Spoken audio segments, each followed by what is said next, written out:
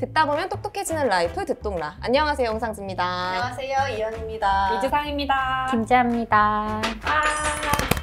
반갑습니다. 반갑습니다. 벌써 4월이네요. 다들 좀 벚꽃 좀 보시고 했나요? 이번에는 유독 일찍 펴서 막 이번 주에 꼭 가야 된다 막 이런 맞아. 얘기도 들어가지고 저도 부랴부랴 막 다녀왔었거든요. 올해가 정말 평년보다 16일이나 일찍 벚꽃이 폈다고 해요. 서울 같은 경우에는 이걸 관측 사상 2번째로 빨리 핀 해라고도 하더라고요. 그렇구나. 되게 웃으면서 인사해서 극심각. 그러니까. 어쩔 수 없어. 어쩔 수 없어. 이 DNA에 뉴스가 있어가지고. 웃어도 돼요, 안 돼요? 아무튼, 그랬다. 네, 아무튼 좀 뭐 이번엔 올해는 좀 이상기후에 의한 피해가 좀 덜했으면 하는 바람이고, 그럼에도 날씨 좋으니까 여러분 많이들 또 꽃도 보러 가시고 나들이도 가시고 기분 전환하셨으면 좋겠네요. 네, 근데 이렇게 바람 쐬러 많이들 가시면 또 우리 듣동라 분들이 뉴스 볼 시간이 많이 없잖아요. 그렇죠. 네.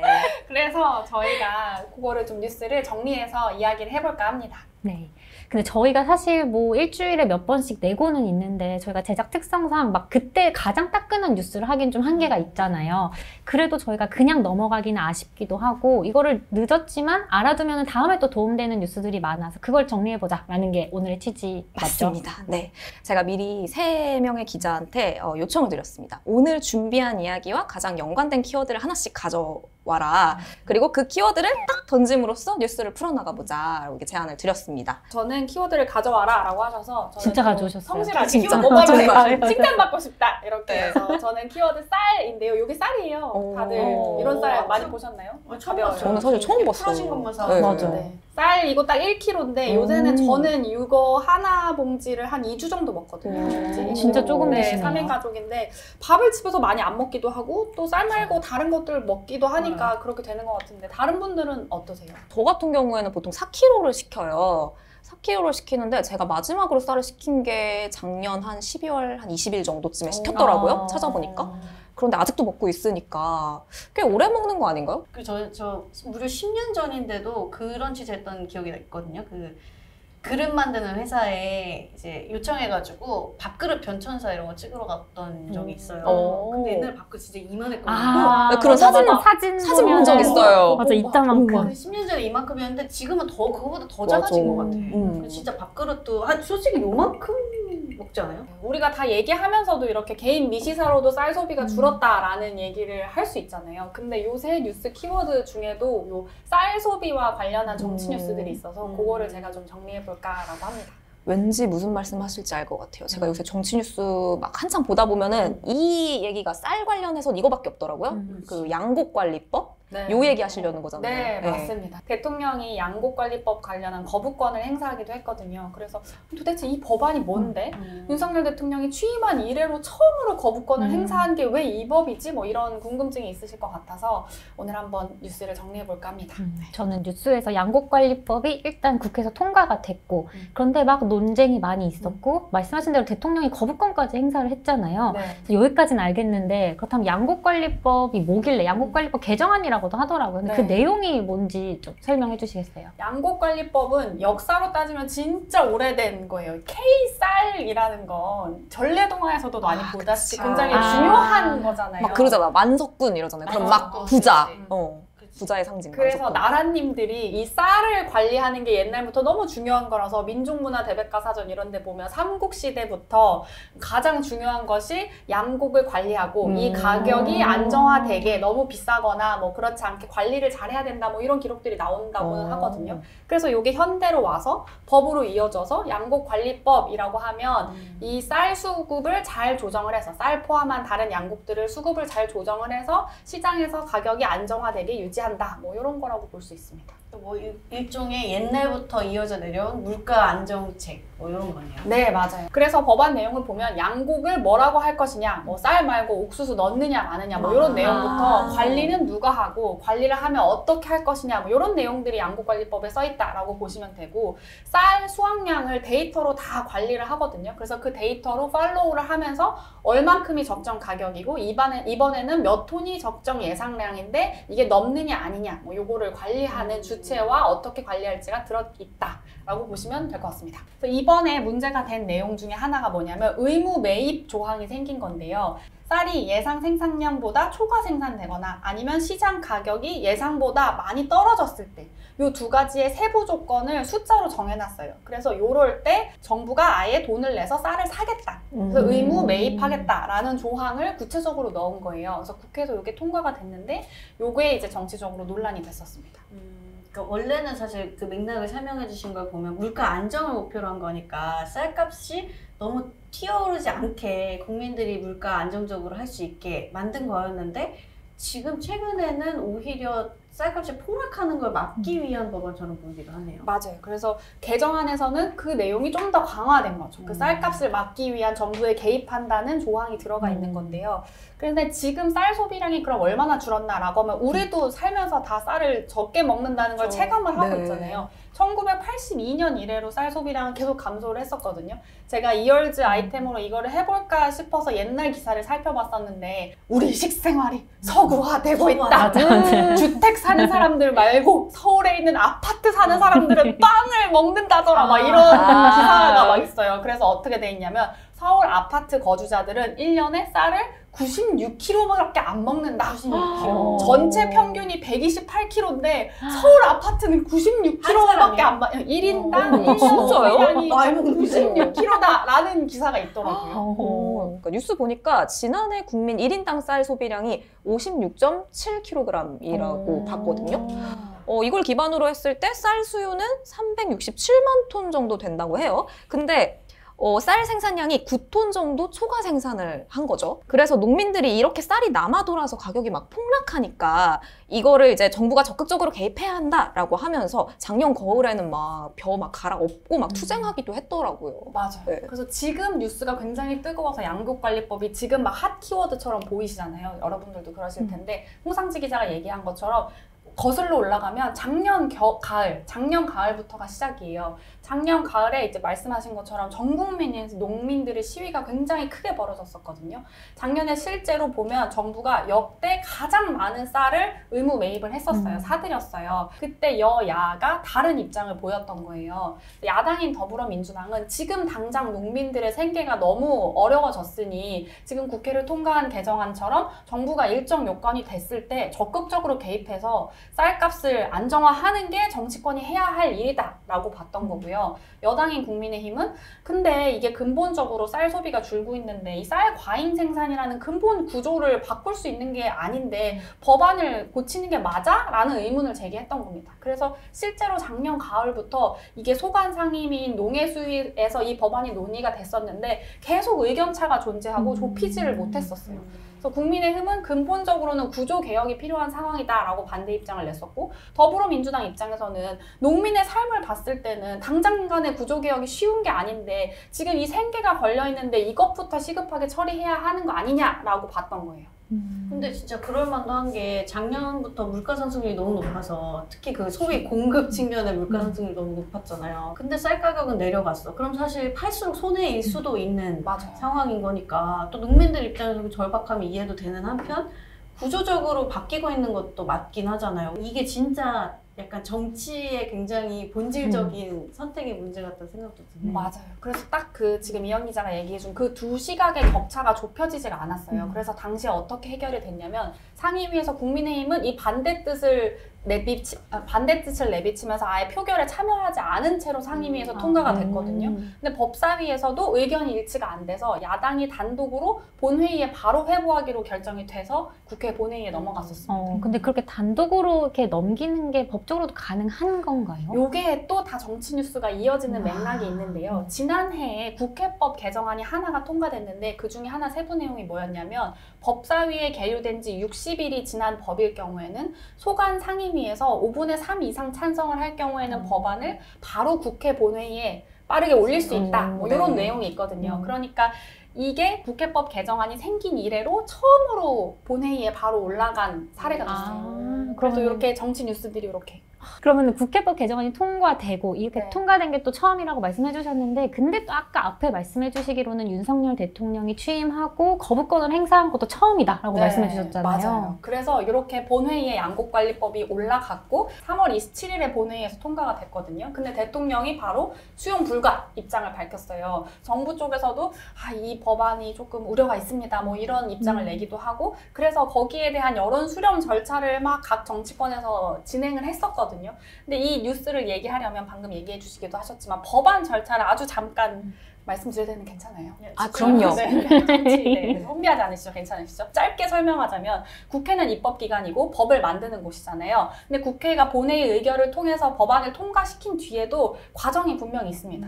국회가 의결된 법안은 정부로 넘어가서 문제가 없으면 대통령이 15일 이내에 이 법 공포하겠습니다. 이렇게 하게 돼 있어요. 그런데 대통령이 이제 권력 분립이니까 이의가 있는 법안이 있을 수 있잖아요. 그러면 이 15일 이내 기한 내로 거부권을 행사해서 다시 국회로 돌려보낼 수가 있어요. 요게 거부권 행사고 이번에 윤석열 대통령이 행사한 게 이 권한입니다.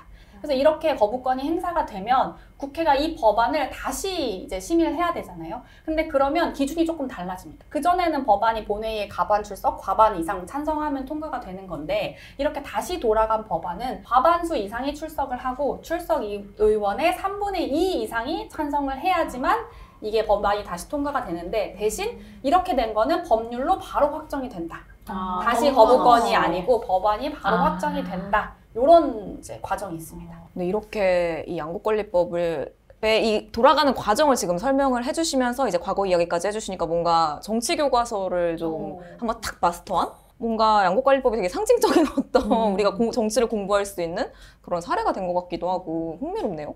그래서 정치 뉴스를 보실 때는 그냥 싸우기만 한다 네. 아니면 이게 되게 큰 뉴스처럼 보이지 않으셨을 수도 있는데 저는 대통령분들이랑 꼭 한번 이 얘기를 하고 싶긴 했거든요. 왜냐하면 정치라는 건 한정된 자원을 놓고 끊임없이 어떻게 배분할지를 논쟁하고 싸우는 게 기본 본질이잖아요. 그래서 이번에는 이 쌀이라는 걸 정치권이 어떻게 바라보는가를 대통령분들도 되게 유의미하게 봐주셨으면 좋겠다라는 생각이 들었는데 왜냐하면 이거는 정치적인 시각차가 굉장히 분명하고 생계가 걸린 사람들의 입장도 굉장히 다른데 동시에 정치권에서 어떻게 결정하느냐가 굉장히 큰 힘이고 큰 권력인 내용이기도 하잖아요. 그래서 이 내용이 결코 그냥 싸움이다. 아우 저기 여야 또 그냥 싸우네로 지나가면 안 될 것 같다라는 생각이 들어서 가져오기도 했고요. 대통령분들은 이제 양쪽의 이야기를 다 들어보시고 어떤 입장에 내가 더 가까운지도 한번 생각해 보시면서 이 법안을 한번 고심해 주시면 어떨까라는 생각이 들어서 이야기를 가져와 봤습니다. 네, 당분간 쌀 보면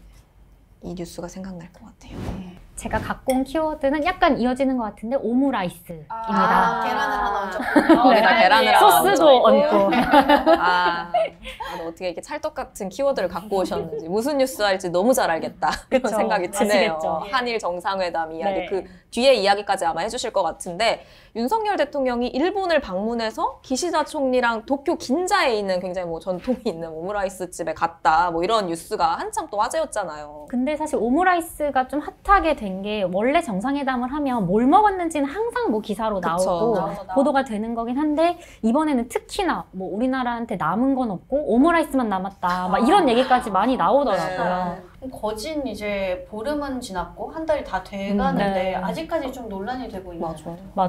그러니까 논란이 되는 부분이 굉장히 또 많거든요. 그래서 한 달, 그러니까 방송이 나갈 시점엔 한 달 정도 됐을 것 같은데 논란이 되는 이유들을 일단 정리를 해보면은 첫 번째로는 우리가 이번 회담을 통해서 얻은 게 뭔가라는 거고요. 두 번째는 그걸 떠나서 회담에서 도대체 무슨 얘기를 했냐 이것도 논란이고 그리고 회담이 다 끝나고 난 뒤에 일본에서 또 역사 왜곡 교과서가 나왔거든요. 그래서 이게 다 합쳐지면서 진짜 한 달 정도 후폭풍이 계속되고 있습니다. 제가 뉴스나 여론으로 접했을 때는 부정적인 여론이 훨씬 더 많다고 느끼긴 네. 했거든요. 이 오므라이스도 막 상징적인 의미 가지고 논란이 많았잖아요. 그 숫자를 찾아보면 국민들이 이 회담에 대해서 긍정평가는 31%고 부정평가는 60%를 넘는다. 뭐 이런 얘기를 보기도 했어요. 그래서 이런 반응이 나오는 이유부터 좀 얘기해 주세요. 네. 그러니까 부정적인 반응이 거의 2배 정도 되는 건데요. 이번 회담을 이해하려면 일단 회담 전에 있었던 있었던 정부의 발표를 살펴봐야 되는데요. 이게 3월 6일이었거든요. 그래서 이때 우리 정부가 굉장히 중요한 강제징용 배상 해법안을 발표하게 됩니다.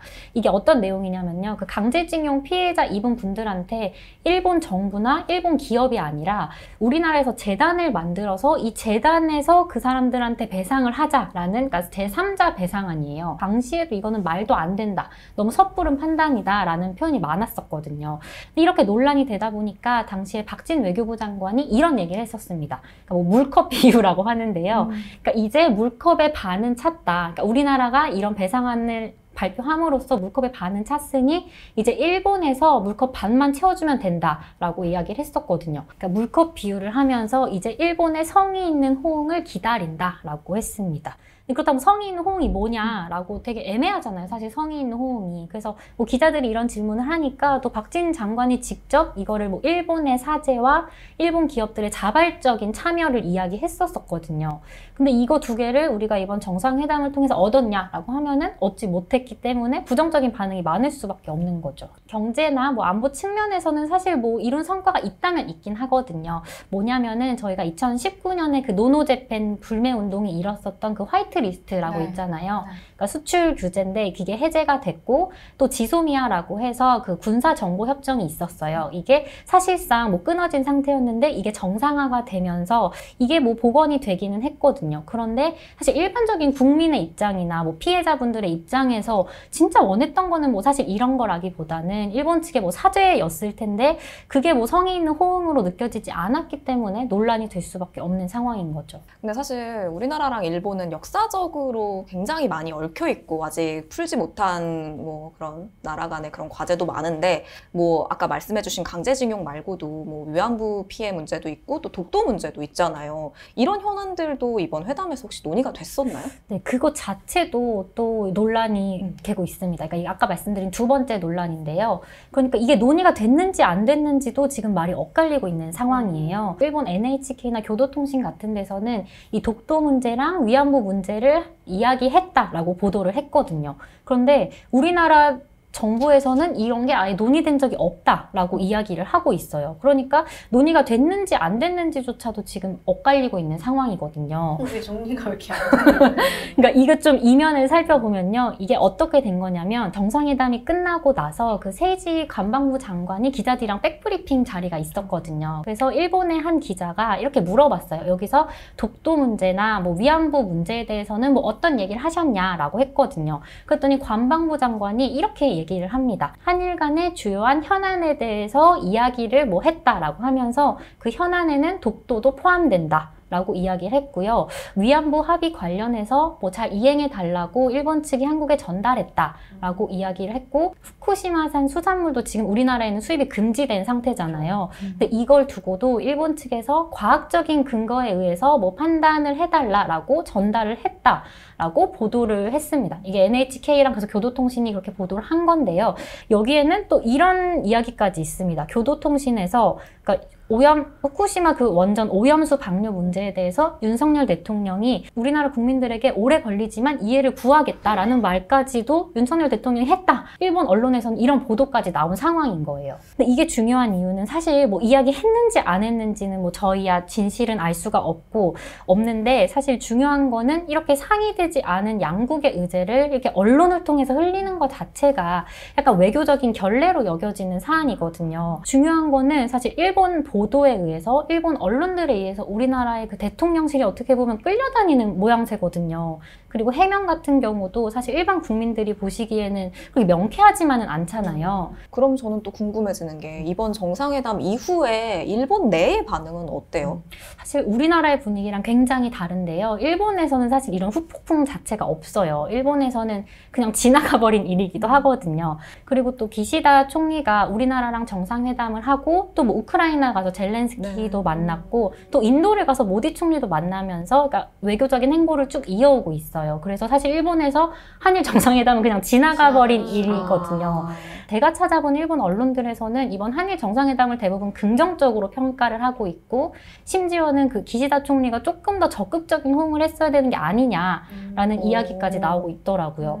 근데 이걸 조금 바꿔서 생각해보면은 일본 측에서는 굉장히 만족했다라는 거면은 일본 측에서는 잃을 게 없었다는 거고 우리 측에서는 사실 한국에서는 논란이 굉장히 많은데 이게 사실 한국에 약간 마이너스가 되는 회담이 아니었나라는 이야기가 계속 나오는 거죠. 이번에 또 좀 의아스러웠던 게 이번에 일본 역사 왜곡 교과서가 또 문제가 되고 있더라고요. 정상회담 이후에. 사실 역사 왜곡 교과서는 뭐 이번만이 문제가 아니라 거의 몇십 년이 된 문제긴 한데요. 이번에 또 논란이 된 거는 얼마 전에 그러니까 일본이 2024년 그러니까 내년에 초등학생들이 쓸 교과서를 일본 문무성 그러니까 우리나라 따지면 교육부에서 이 검정 결과를 발표를 했거든요. 그런데 여기에는 조금 더 과하게 역사 왜곡이 된 내용들이 들어가 있는 거예요. 구체적으로 좀 말씀을 드리면요. 일본 초등학교 교과서에 독도는 일본 땅이다 라고 하면서 다케시마라고 썼겠죠.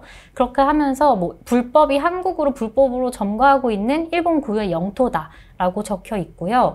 또 점유율 1위인 사회교과서를 보면은 이 강제징병이 됐었던 걸 또 두고도 지원해서 병사가 된 조선의 젊은이들이라고 하면서 우리나라 사람들의 그 사진을 실은 거예요. 그러니까 일본이 강제징용하고 강제징병했었던 강제성을 조금 더 희석하는 내용이 담긴 거죠. 사실 우리나라가 아까 앞에서 말씀드렸던 그 물컵 말씀드린 것처럼 대승적인 결단을 내렸는데 우리가 결국 받은 거는 역사 교과서냐라고 생각을 할 수밖에 없는 거죠. 일반 국민들의 입장에서는요. 이 맥락에 정치권에서는 사실 또 외교 라인의 권력 갈등 때문에 네. 이제 인사교체 맞아. 논란도 네. 있었거든요. 네. 그래서 이제 국민들이 볼 때는 아 이거 괜찮은가 막 이런 생각을 하실 것 같다는 생각을 김재 기자 얘기를 들으면서 하고요. 그럼 우리가 이제 앞으로는 어떻게 지켜봐야 하나? 네, 그냥 앞으로 봐야 할 거는 쭉 이야기한 것처럼 일본 측에서 그 물컵의 반을 진짜 채워줄 것인가. 그래서 이번에 기시다 총리가 뭐 조만간 뭐 시기를 봐서 한국에 방문하겠다라고 이야기는 했거든요.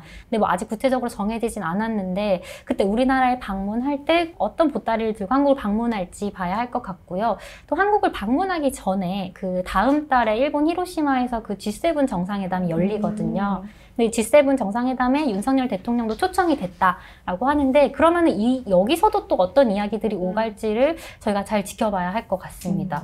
제가 가져온 키워드는 통계. 쌀 가져왔다고 쌀. 통계 뭐냐고. 아니 제가 이코노미를 한 편을 다 채울 만큼은 안 되는데 조금 마음에 걸렸던 통계들이 몇 개 있었어요. 좀만 더 쪼개봐요. 좀만 더. 네. 그러면 좀 두 개로 나눠도 돼요? 아, 네. 하나로 해보세요. 엮을 걸 못 찾았어요, 사실. 해주세요. 첫 번째 키워드는 왜 무역적자. 눈치 봐요, 왜? 무역적자 괜찮나요? 무역적자 네. 3월 무역수지 통계를 갖고 왔는데요. 일단 좀 숫자가 안 좋습니다. 적자인데 얼마 적자냐면 46억 원 넘게 무역수지 적자가 났습니다, 3월에. 근데 무역 수지라고 하면 그러니까 우리가 수출해서 돈 번 거랑 그렇죠. 수입해서 낸 걸 뺀 거다. 그러니까 얼마를 벌었나, 수출입으로 얼마를 벌었나가 이제 무역수지인 건데 이 무역수지가 지난해 3월 이후로 13달째 계속 적자 행진을 이어가고 있어요. 특히 이 수출이랑 수입 중에 수출이 줄어든 게 진짜 더 문제거든요. 그래서 수출은 지금 6달째 감소 중입니다. 이게 어느 정도냐면 2020년에 코로나 터지고 글로벌하게 다 막 수출도 안 되고 막 이랬었잖아요. 그때 이후로 처음으로 다시 6개월 동안 계속 수출이 감소세를 이어가고 있는 거예요. 2023년 올해 들어서 지금 3달 됐잖아요. 4월이니까 3월까지 누적해서 통계를 봤을 때 무역 적자 규모가 225억 4천만 달러 정도 적자가 났고 이게 어느 정도 수준이냐면 지난해 1년 동안 다 합친 무역 적자 절반을 이미 넘어섰습니다. 석 달 만에. 3월인데. 네. 그 무역 적자가 굉장히 생각보다 심각하게 해소되지 않고 있는 상황이에요. 특히 그 중에서도 사실 오늘 갖고 온 이유인데요. 대중 수출이 굉장히 줄어들고 있어요. 1년 전이랑 비교하면 어느 정도 줄었냐면 수출액 기준으로 33% 중국에 수출하는 금액이 줄었어요. 진짜 많이 어마어마하게 네. 줄었네요. 근데 사실 어렸을 때 막 사회 교과서에서부터 우리나라는 뭐 수출 의존도가 그치, 높은 국가다. 세뇌당했죠. 네, 그쵸. 그냥 그렇기도 하고 특히 중국에 대한 수출 의존도가 그쵸. 높은 나라로 그냥 다 막 당연한 사실처럼 받아들여졌던 사실인 거잖아요. 그렇죠. 원래 우리나라 경제 규모에서 무역이 차지하는 비중이 70% 수준이고 그래서 수출 의존적이라고 하는 거고 원래 중국이 우리나라 무역 수지 최대 흑자국이었는데 이제 적자국이 돼버린 거예요. 우리나라 석유 어디서 제일 많이 수입하게요? 미국. 네? 사우디. 사우디. 네. 미국 시리가스 맞아. 사우디에서 주로 이제 네. 수입을 하기 때문에 사우디아라비아가 석유. 우리나라가 네. 제일 그 무역 수지가 적자가 나는 나라고 또 천연가스를 제일 많이 수입하는 나라가 호주예요. 네. 그래서 호주나 사우디아라비아 이런 데들은 우리가 이걸 에너지 수입을 많이 하기 때문에 적자인데 이 두 나라보다도 중국에서 지금 무역 적자가 더 크게 나고 있어요. 연간 기준으로는 사실 마지막으로 중국에 대해서 무역 적자 기록한 해가 1992년이래요. 까마득히 이전이죠. 적자가 날 수도 있다라는 상황까지도 온 분위기예요. 근데 왜 그런 건가요? 왜 그러냐면 일단 첫째로는 코로나가 아직 끝났다고 보기는 어려워서 중국에서 네, 중국에서 작년까지는 이제 제로 코로나 정책한다고 그쵸. 빗장 다 걸어 잠그고 있었는데 이제 작년 말부터 리오프닝 한다라고 해서 중국 경제가 살아날 것이다라고 했는데 생각보다 이게 살아나는 속도가 좀 더딘 거예요. 그래서 중국 쪽 수요가 덜 살아나서 수출이 좀 덜 되고 있다라는 게 있고 또 하나는 이제 그러면 수입은 왜 여전히 많이 해라고 하면 리튬 수입을 많이 한대요, 중국에서. 근데 리튬이 뭐냐면 2차 전지 원료, 네. 자동차 배터리 만드는 데 쓰는 원료. 그래서 중국 쪽에서 수입하는 규모는 계속 급증한 상황. 그래서 수입은 늘었는데 수출은 살아나질 않고 있어서 무역 적자다. 그래서 어떤 보고서에서는 이런 이야기도 있더라고요. 중국 경기 반등과 부양책이 과거 투자에서 소비 중심으로 변화했다라는 점에서 우리나라 경기나 금융시장에 미칠 낙수 효과는 제한적일 거다. 그러니까 쉽게 얘기하면 중국 경기가 살아나도 리오프닝 되어도 생각보다 우리가 덕볼 것은 크지 않을 수도 있다. 그렇구나. 근데 이제 한국이랑 중국 간 수출입 구조 자체가 상호 보완적이었던 관계에서 이제는 경쟁적인 관계로 바뀌고 있기 때문에 또 이런 면에서도 리오프닝이 완전히 효과를 낸다고 해도 우리가 덕볼 것은 적을 수도 있다라는 보고서도 있더라고요. 지금 중국 쪽 교역 상황을 보면 중국이 그 세계 무역 5대 강국 중에서 수출 증가율은 2위인데 수입 증가율은 최하위래요. 그러니까 무역 많이 하는 나라들 다 상황을 봤을 때 중국이 수출은 되게 많이 하고 있는데 수입은 제일 적게 증가하고 있는 나라라는 거죠. 그러니까 중국 자체도 수출을 많이 하기 시작한 거죠. 수입보다는. 게다가 이제 중국이 요즘에 어떤 거를 많이 수출을 하나를 보면 이것도 좀 바뀌고 있어요. 중간재나 소비재를 주도하고 있는데 이게 결국은 한국도 중간재를 중심으로 수출하는 나라라서 말하자면 업종이 겹치게 된 거죠, 중국이랑. 그리고 또 하나 좀 재밌는 뉴스를 봤던 게 블룸버그 통신이 이렇게 분석 보도를 했더라고요. 그러니까 한국의 수출 침체가 세계 경제 수요를 대변한다. 그런 점에서 이게 사실상 한국 수출 통계가 이렇게 안 나오는 게 세계 경기 침체의 전조일 수도 있다라는 보도도 있습니다. 네. 사실 김지아 기자가 아까 얘기했던 것처럼 우리나라가 굉장히 또 수출 의존도가 높기 때문에 그런 글로벌 경기가 휘청이면 우리나라도 덩달아 같이 휘청이는 경우가 굉장히 많잖아요. 근데 이거를 또 바꿔 생각해 보면은 그렇기 때문에 우리나라의 어떤 이런 무역 수지나 이런 것들이 또 글로벌 경기를 보여주는 또 바로미터가 되기도 하는 그렇죠, 것 같고. 맞아요. 바로미터도 네. 되고 아무튼 상징적인 수출 의존적인 네. 나라인 건 맞습니다. 아, 괜찮았나요? 무역 수지 어때요? 두 번째 키워드는 그래도 좀 괜찮아요. 네. 그냥 쉰 청년 어때요? 그냥 그냥 쉰 쉰? 청년 시각화 가능? 신세 청년 말하죠. 신사임 50살도 이제 청년이다. 두 번째 청년 이런 근데 이것도 말이 된다. 재밌어요. 인구 구조가 이렇게 됨으로써 50도 이제 50이 청년이다. 청년이다. 신청년. 아. 네. 그건 아니고요. 그냥 쉬어버린 청년이라는 이야기인데요. 쉬었다, 레스트. 레스트, 그냥 네. 쉬었다. 지난달 중순에 2월 고용동향이 나왔는데 여기서 또 수상한 점이 하나가 포착이 됐어요. 네. 꼼꼼 같죠? 네. 뭐예요? 수상한 점이 있어. 일단 취업자 수는 2,771만 4천 명으로 1년 전보다 31만 명 증가하는데 그쳤어. 이게 네. 조금 증가한 건가요? 그러니까 30만 명 늘었다고 하면 일자리 많이 늘었네 할 수도 늘었네, 있는데 이러는데. 사실 일자리 통계를 볼 때 중요한 포인트는 늘어야 돼요. 계속 일단 늘어야 왜냐면 된다. 인구가 아직 경제활동 가능 인구가 늘고 있기 때문에 일자리 늘어나는 게 디폴트고 근데 이게 많이 늘어야 되는데 조금 늘거나 안 늘거나 감소했다면 이제 큰일 나는 겁니다. 그렇구나. 네. 그래서 전체 일자리가 늘고 있긴 한데 또 이거를 연령별로 쪼개서 보면 노년층 일자리가 많이 늘어난 덕분이라서 그거를 빼고 보면 나머지 연령대 일자리 수는 오히려 줄어든 상황입니다. 그렇구나. 네, 그래서 일자리 상황이 좀 많이 얼어붙은 상황이에요. 특히 이제 15에서 29세 사이를 청년층이라고 분류를 네. 하는데 청년층 취업자는 12만 5천 명 감소했습니다. 그래서 청년층 고용률이 45.5%인데 이것도 2021년 2월 이후로 최저치를 기록한 상황이에요. 근데 또 심각한 부분은 제가 키워드로 가져왔던 그냥 쉰 청년입니다. 25세, 29세 청년층 사이에서 그냥 쉬었음이라고 답한 인구가 49만 7천 명이나 된다고 해요. 그래서 여기서 그냥 쉰 청년이 네, 나온 거네요. 붙여서. 네. 네, 그냥 쉬었음인데 연령별로 봤을 때 아. 49만 7천 명이나 그냥 쉬었다라고 답한 건데요. 그러니까 이 그냥 쉬었음이라는 표현이 뭐냐면 이분들은 경제활동 인구로 분류되진 않아요. 왜냐하면 적극적으로 취업 의지를 갖고 취업활동을 한다거나 이런 것도 아니고 뭐 그렇다고 아예 학생인 것도 아니고 조금 어정쩡한 약간 회색지대에 있는 사람들을 그냥 쉬었음으로 분류를 하는데 그래서 광의의 실업자로 보기도 하거든요.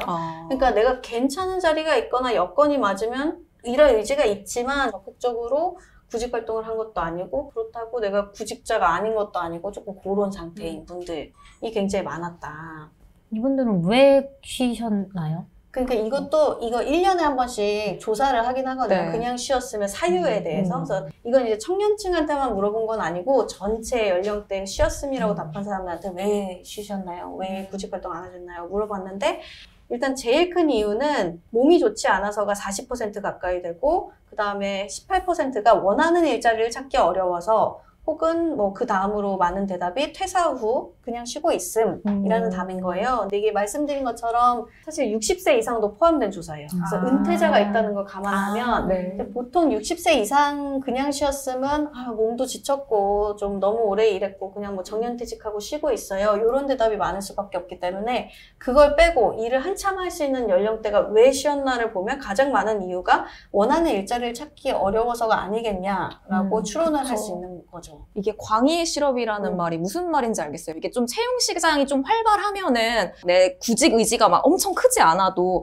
나도 한번 해볼까가 되는데 그치. 이게 얼어붙어 버리면은 난 좀 그치. 쉬자 이게 돼버릴 것 같거든요. 이런 마음이. 프로스펙자도 안 된다는데 네, 뭐 네. 이런 좌절감일 네. 수도 있고 음. 업종별로 보면 주로 제조업의 양질의 일자리가 많다라고 표현하거든요. 우리나라에 전통적으로. 네. 근데 전체적으로 지금 제조업 취업자가 2개월 연속 줄었고 일자리가 그나마 늘어나고 있는 건 이제 보건복지업이나 숙박 음식업. 네. 근데 이 업종들을 생각해보면 단기 일자리가 좀 많은 업종들이에요. 그렇네요. 맞아요. 특히 뭐 숙박 음식업들은 아르바이트 일자리도 많을 것이고 이걸 또 단적으로 보여줬던 뉴스가 그거였던 것 같아요. 그 현대차 킹산직 이슈가 또 한동 맞아요. 화제였었잖아요. 현대자동차가 10년 만에 기술직, 생산직을 뽑는다라고 해서 이게 굉장히 화제가 됐는데 뭐 일각에 있는 썰에 의하면 서류 접수한 사람이 18만 명이 넘었다는 썰도 있어요. 18만 명이요? 몇 명 뽑는데요? 400명 뽑는데 서류를 18만 명이 냈다는 소식이 있습니다. 아니 근데 저는 그걸 봤어요.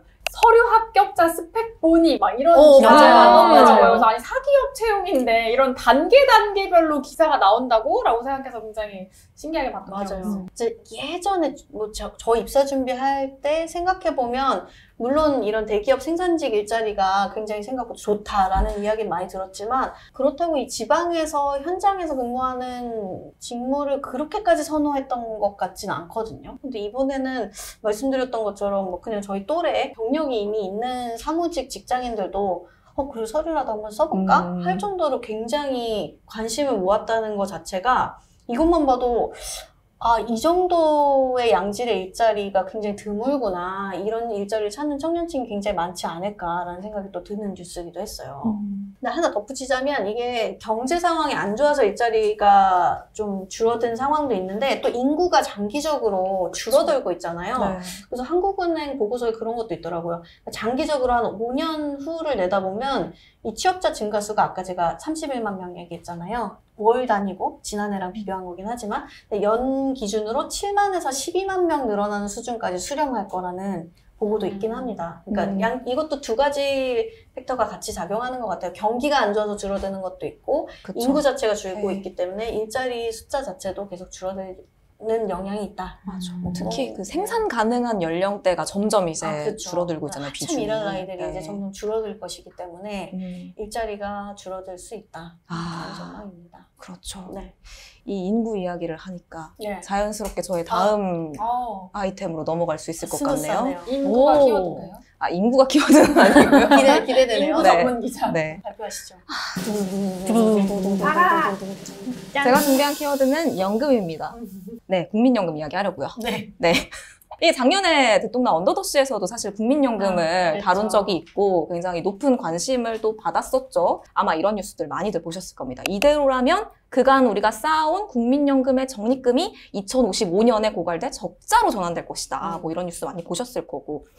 그래서 이게 문제인 것 같긴 한데 그렇다고 가입자들에게 돈을 이제 앞으로 더 내셔야 됩니다. 라는 이런 결정도 하기가 좀 어렵고 연금을 받을 연령을 더 높일 결정도 지금 쉽게 하지 못하는 상황이라 이 연금 개혁 논의가 늘 제자리 걸음이라는 사실을 우리가 너무 잘 알고 있죠. 근데 얼마 전에 뭐 국회 연금특위에서 보고서도 내놓고 또 복지부에서도 자료가 나와가지고 좀 겸사겸사 뉴스를 좀 정리해보는 그런 시간을 마련해봤습니다. 복지부가 5년마다 이렇게 전문가들 이렇게 구성해가지고 지금 국민연금이 수지가 얼마나 된다 이걸 계산을 해요. 이게 얼마 전에 또 결과가 나왔거든요. 그러니까 얼마 전에 계산을 해보니까 2055년부터 국민연금 기금 잔고가 고갈이 되고 마이너스 207조 원이 된다. 그러니까 207조 원 적자가 발생한다라는 전망이 나왔어요. 이게 출생률이나 실질 경제 성장률이나 연기금 투자하잖아요. 그 수익률을 현행대로, 요 평균대로 좀 유지된다는 전제 하에 이런 결과를 낸 겁니다. 이게 진짜로 고갈되면은 어떻게 되는지도 궁금하거든요. 저는 진짜 못 받게 되는 건지.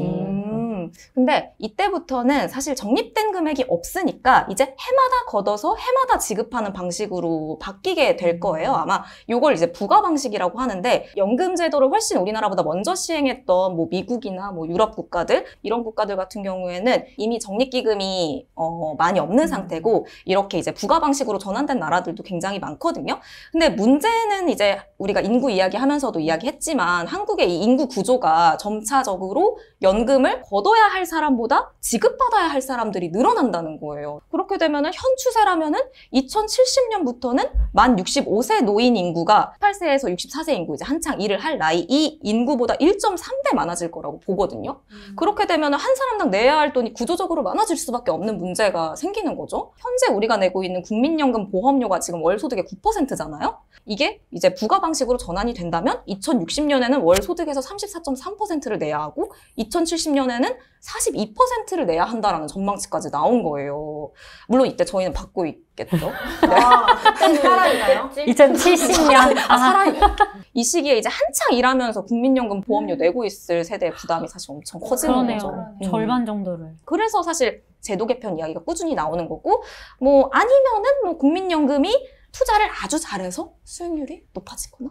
근데 이코노미 최근 거 보니까 또 좀 많이 물린 것 같더라고요. 맞아, 실리콘밸리 은행도 투자해가지고. 네.